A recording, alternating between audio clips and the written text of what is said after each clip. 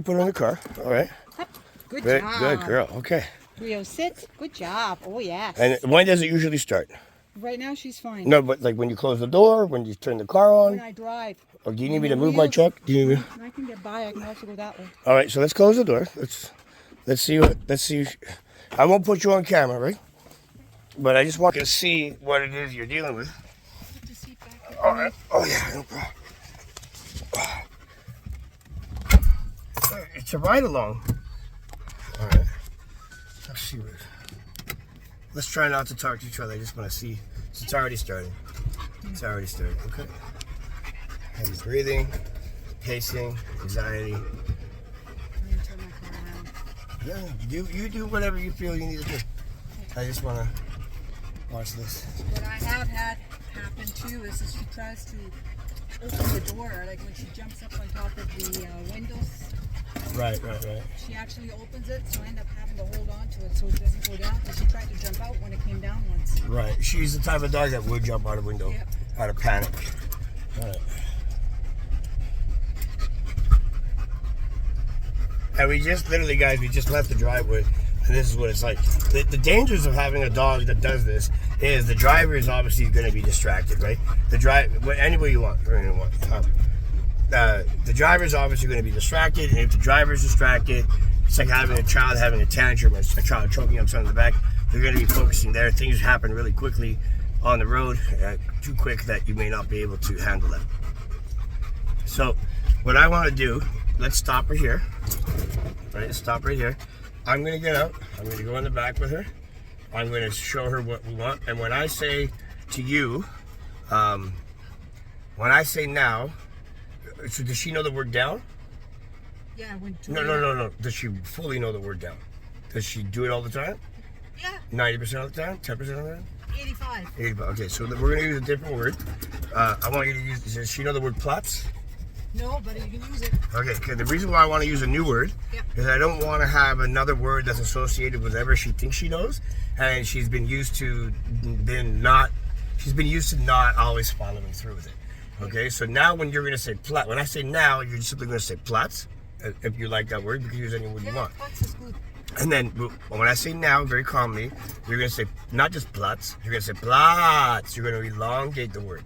The reason you're elongating the word, I'm going to apply a little bit of pressure on her shoulder blades and get her to lay it out. So if I say the word now, you're going to say Platz. If I say now, for as long as I say the word now, I want you to, I know it's funny, but it all makes sense. It's micro conditioning the dog's brain. So the length that I say the word now is the way you would say Platz, right? You say it right after you finish saying now? Yeah, exactly. So I know that. Say her name? No. If you say the name, it's going to encourage enthusiasm. Oh, she's not my name, where we're going, right? Oh, okay. We just want Platz, and then I'm going to condition that, okay?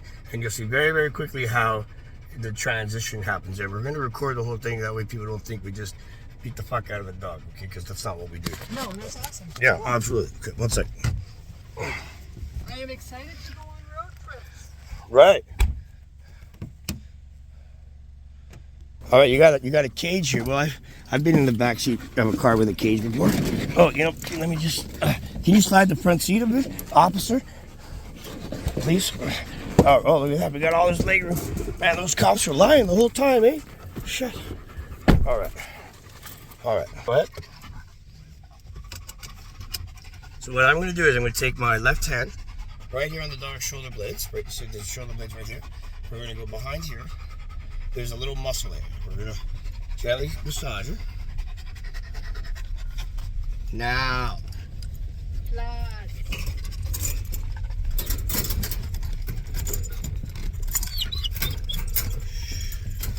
Now.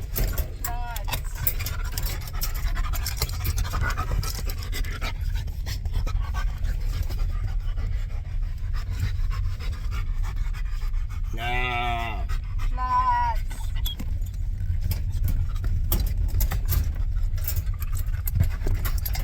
Good. As soon as the animal is down, you release the pressure. You don't want to constantly apply pressure. The reason you don't want to constantly apply pressure, and if she gets up without you noticing or anything like that, just if you're going to practice at home with your husband or wife or friend, or you invite your friend over while your husband's at work, you don't want to just grab the dog. If the dog is able to get up without you being able to gently put her back down, you don't want to. It's not about force; it's about conditioning. Okay, so you get the reason why you want this is you want to get the animal in a position that it can actually lay down properly. Let me just get this bar out of here. Now. Nuts.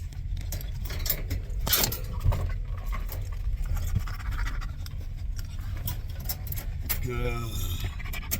Good.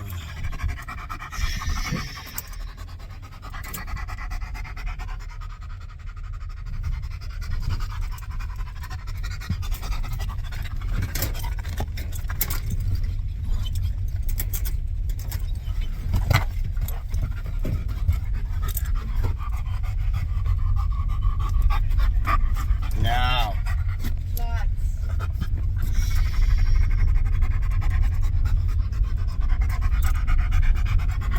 And the whining you hear, that's not pain.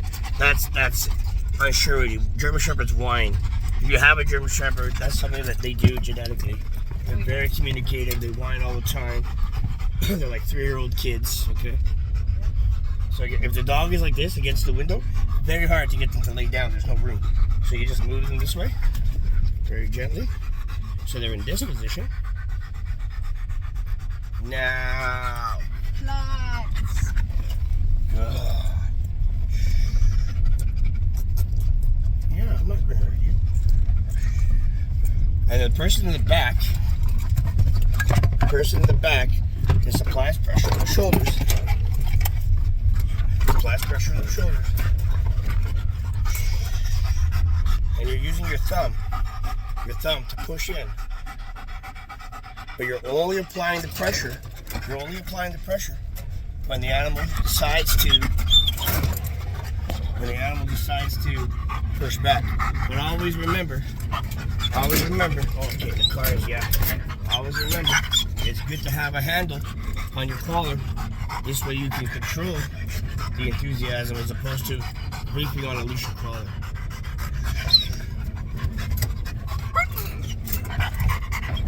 Now,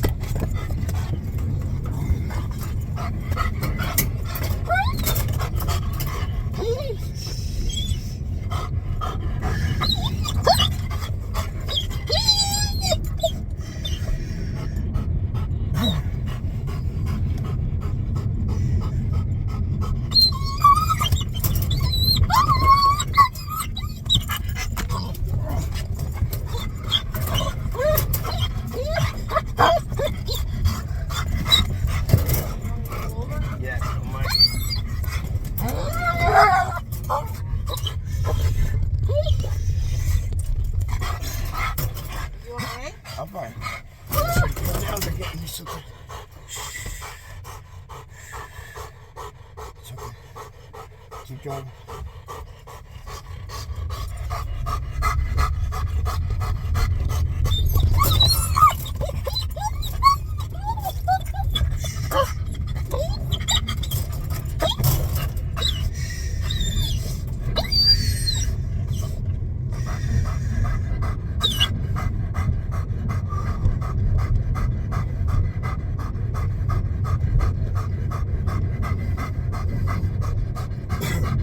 dog is so used to getting its way, it's never been intervened, it's never been interrupted. His behavior has gone on for a long time. So the dog knows the crazier it gets, the more intense it gets, the more likely it is to be successful. So if the dog ever broke through the barrier here and got to the front, well, dogs are opportunists. If a dog goes to a garbage can and is successful in eating garbage there, it will constantly go to that garbage can because in the past it knows that it was successful there. This is why you never feed a man that you don't want to marry, because they'll always find an excuse to come over looking for food. Same other thing with a dog. You're obviously going to go through a tantrum, and what you saw there was a tantrum.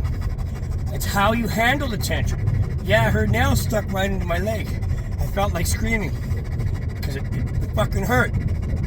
But you know, you can't exert your own feeling of pain or whatever the situation is, because that's just going to transfer to the dog. And you may think that I'm holding her tight. I'm really not. My hand is over her shoulder, my elbow is on her back end, just like this, just touching. But it's that support. This is why we say you need to apply pressure, but know when to back the pressure off to reapply. If the pressure is always on, like level 10, the dog's going to quickly know when the pressure releases, okay? This is why it's so important. This is why it's so important to redirect the dog. Redirect the dog. Calm the dog down. Teach the animal that the behavior is not going to be successful with the intensity that they're throwing at it. This is why the police use tasers. Believe me, I know. That's a whole other video. But the reality is, they use tasers to drop down the intensity of the person without using lethal force. Which, yeah, saves the person's life, yes. But a dog isn't able, and you don't want to use an e-collar in this situation, because an e-collar would just exert the emotions more intensely, and the dog would lose it completely potentially. There's no e-collar conditioning either, so the e-collar would need about 2 weeks just on and off, just so the dog wouldn't get used to it. Yeah, the dog's heavy breathing. The dog's going through a lot of things psychologically right now. The dog has high prey drive. What does that mean? Anything that moves quickly gets the dog's attention. A car driving by with the lights on ignites prey drive. A deer running through the grass ignites prey drive. A rabbit rustling in the bushes ignites prey drive. Most people, when they have an animal that is trapped in prey drive, confuse it with aggression. But really it's not. It's extreme levels of emotional play, extreme levels of emotional insecurity, instability, and a lot of people use aggressive force when they try to shut this down. But you don't want to shut it down too quickly, because what happens is then the anxiety, that pressure, the prey drive gets locked in. It's kind of like a man that is really, really sad, has no one to talk to. That sadness very quickly turns and manifests into anger. From anger, it's going to manifest into rage. And then we have a whole other problem. We have a man that's willing to be exertion of rage just because no one addressed the sadness. So in a dog, it starts off with not being socialized enough or not being exposed to different things in life. Remember, animals go through 3 to 4 different environmental psychological changes. So now we're slowing down. The animal realizes, hey, we might be getting out, we might not be. This is where you release all the pressure, right? You get ready to reapply pressure. And you see, we're not saying the animal's name over and over and over. And we're not saying to it that it's we're not doing that. Because that encourages excitement. You don't want to use the dog's name, because if it's going through something negative, or something anxiety struck, you want to be able to communicate without using name.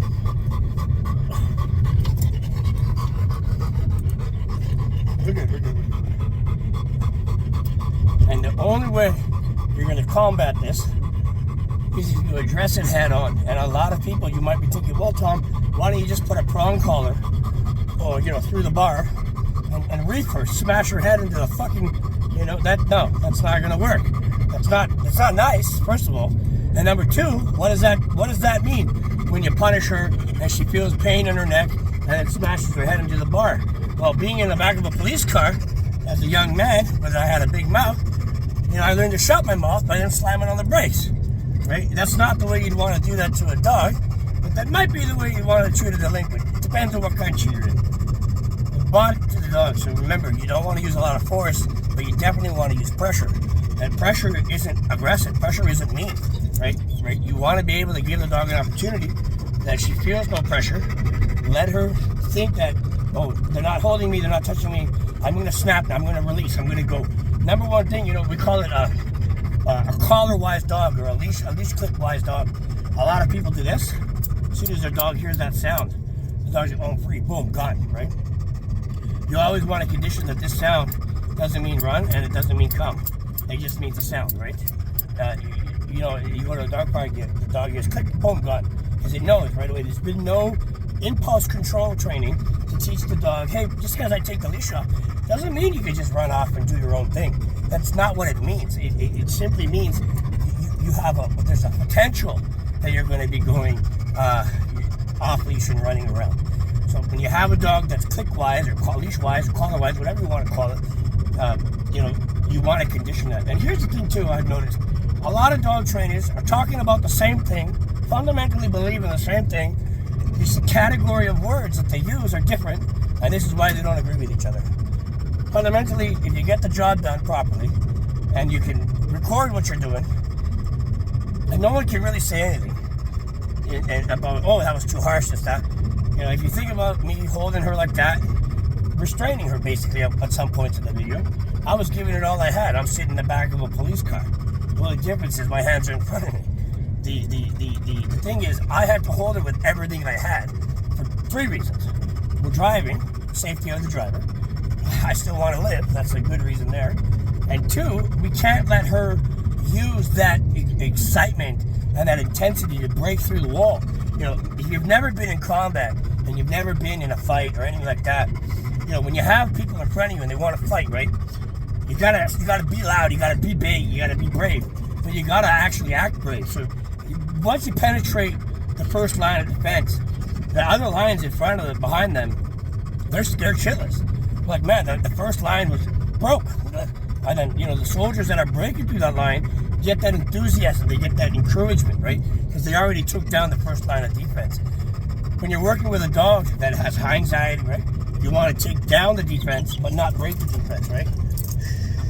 You want to take down the defense, not break the defense.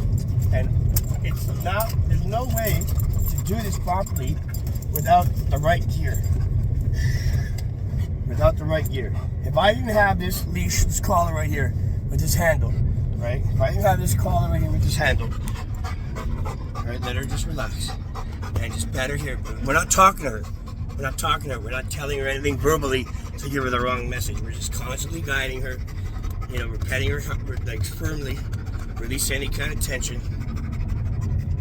But if I didn't have the tools and the gear that I needed, there'd be no way for me to be able to. How much does she weigh? 110 pounds, sheer 4 foot. Oh, she's a strong girl. She reminds me of my ex-wife when she would teach me to clean the house. Yeah, I was never married, but I was trapped. But the bottom line is you want to be able to communicate, desensitize, not intimidate, not hurt the dog. For some people that are just going to hate, talk all the shit you want. We'll show you a video in a couple weeks to a day how this dog is able to just be calm. She can sit up. That's not my problem. I don't mind if she sits up. I want her to have the confidence to sit up. What I don't want her is to think that she is going to be chaotic in the car, right? As soon as she gets chaotic, this is where we apply the counter conditions. So that's chaotic to me. That's the start of the chaos, right? The start of the chaos. You don't want to let it escalate to a point that you can't de-escalate. It's kind of like a war in Russia and Ukraine. You know, it's tit for tat, tit for tat, tit for tat, and then someone's going to fully, get pissed off. There's going to be a miscalculation of force, and then the other side's going to escalate the force. So instead of escalating it, you want to de-escalate it, but not allow her to take over the operation, right? Instead of thinking about it like a war zone or a fight or a battle, think about it like you're working with her to get her through it. I want her to be able to look out the window. I want that. That's going to help her emotionally. When she does this with the paw, I take my thumb right here, and I just get her like that. Just like that. Just like that. Just what I did with my thumb. Okay? And it's just, every dog is the same spot. But to explain to you where that spot is, you'd have to be here. But I'll show you later where that spot is. It's kind of hard right now in the car. The lights are a little low. But the whole thing is, it's about... No. It's going to distract you. It's fine. The whole thing is you need to understand these things don't happen right away. But the results start to occur very quickly. Any trainer that tells you it's going to take 6 weeks to see any kind of result, that's bullshit. And they're doing it right, and they know how much pressure to apply with the guidance, as long as they're not using a dominational tactic or an aggressive, pain-structured environmental tactic. You're going to see results very, very quickly. You're already seeing the results. Yeah, the heavy breathing's there. Sure, that's fine. It's a German Shepherd thing. Clearly, that's a lot of anxiety, a lot of stress. Is this the first time that she's been this calm in general, correct? In a car? Right. See, she's got a little excited there with the wine. You just let her sit up. It's fine. So here's the car coming. Let's see what happens.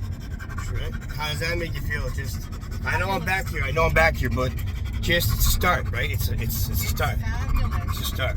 Campfire season. Woo. I hope you're not starting the fires. Only you can prevent forest fires.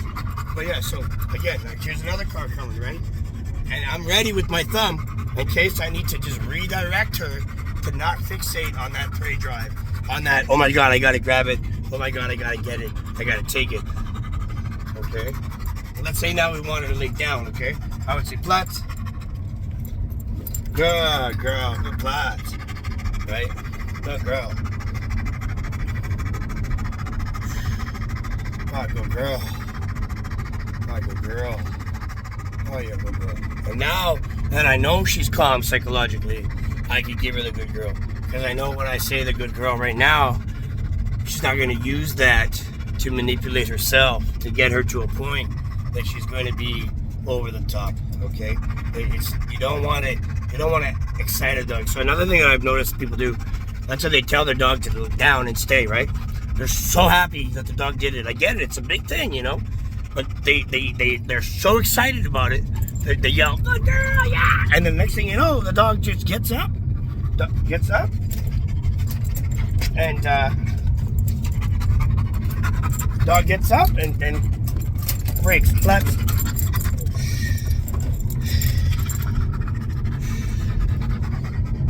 The dog gets up and everything you were working on went out the window.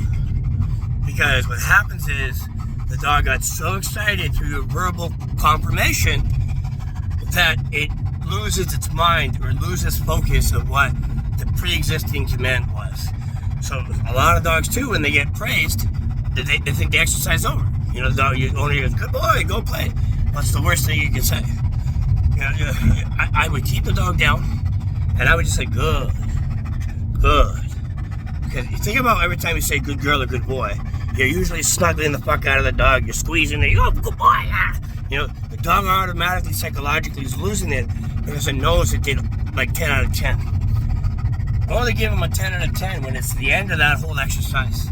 Always understand that you need to guide your dog through praise. Don't just load it on. Because loading it on is the jackpot praise, right? Jackpot praise, you did the job. But there's a difference between motivating your dog to stay focused and overpraising your dog to lose focus. Because she wanted to get up, right? She gave me a little bit of a movement there. I became ready. All it took that time was just simply taking my hand, putting it on her back there, she remembered very quickly, like, I'm not holding her at all, right? Okay, very quickly, the dog realized, the hand. No fear, no aggression. She's not trying to bite me. There's a little bit of anxiety there. That's normal, right? The dog's going through something that it's never had to successfully go through. It's kind of like when I was in therapy for PTSD.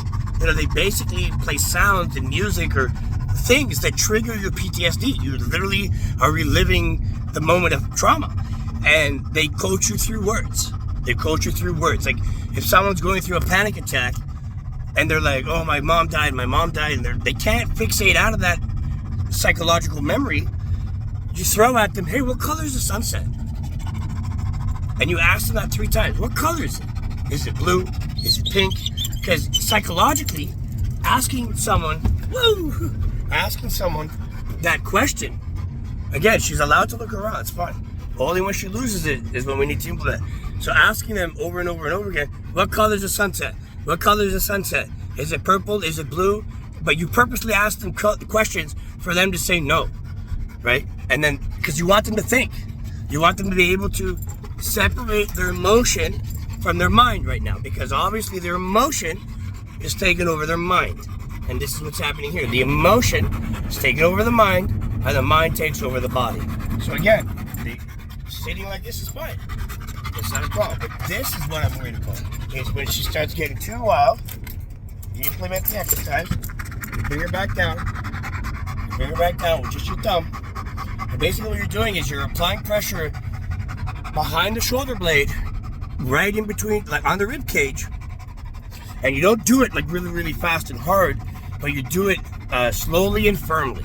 And you use the intensity that's very specific to every dog. Every dog needs a little bit of a different intensity. This dog needed, I'd say, about 60% of pressure on my thumb. Why do I use my thumb and not my knuckle?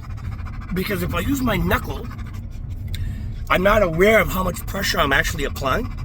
On my thumb bends a bit. So if it hurts my thumb, probably hurts the dog. And so you want to avoid hurting your thumb. It's just not about hurting, period. But if it's uncomfortable for your thumb, and I have a fractured wrist, if it's uncomfortable for your thumb, then it will be uncomfortable for the dog. End goal, what we're trying to gain here, is to be able to have a dog going on a road trip, right? And be able to have the dog calm. Yeah, it's going to take some time, but this is the way you would start the process. You would not use a prong collar. Somebody, you're doing it wrong. Put a prong collar, slam her really good 2-3 times. Sure, I guarantee you that would work, 100%. But how much psychological degradation did you cause on your dog by doing that aggressive, over-the-top slam? And then, you might have a dog that lays there and quiet, but it's not happy. This way, it's a little bit more hands-on, but it's not brutal. And so now we're going to turn a bit. Let me do this one time. So you get your 2 fingers right here on the shoulders. Flat. That's too cool. Right. What do you think of that? You're her mom. You've been her mom for about 1 year and 8 months, right? 1.5 years? Yeah. Right. What are you feeling right now emotionally, seeing her? Fabulous. Yeah, it's pretty. Road trips. Yeah, right. Like freedom, right? You're able to take your best friend. You don't need to cry. It's okay. I'm not crying. I just thought you were crying. No, hell no. It takes more than that. Well, it's an emotional thing, right? Because you want to take your best friend everywhere, but you can't because they're socially unacceptable or they're causing a road danger, right? Yes. And the goal is for you to be able to travel with her, take her everywhere. So she gets up. It's fine. You're not going to punish her for getting up. But check this out. Take the 2 fingers. Take the finger. Flat. Good job. Just like that. And at first, yes, the intensity was intense because she was fighting the intensity. But once she realizes, as much as she throws her fight towards it, I'm not fighting back. I'm just applying the pressure to not let her break my line of defense, right? And then once you communicate with verbal non-aggression, motivation, guidance, without intimidation, without catastrophic punishment, and you use the right tools in case you need to hold the dog properly without restraining the dog, supporting the animal while it's going through its tantrum. Come on, up, let's go. Come on, good girl. Check this out. 2 fingers, right? Where do you go with your fingers? I'll show you now. It's good. So she's like this, right? Watch this. Plutz.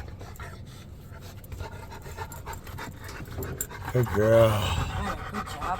Yeah. Who's the pop-up? You wanna go on a road trip? Wanna go for a walk? You a good girl? I love you. You're such a pop-up. They said you're a bad girl. Well, not your mommy, but the neighbor said you're a bad girl. So she gets up, watch this. Down, butts. Good girl. Shh. You want to go out?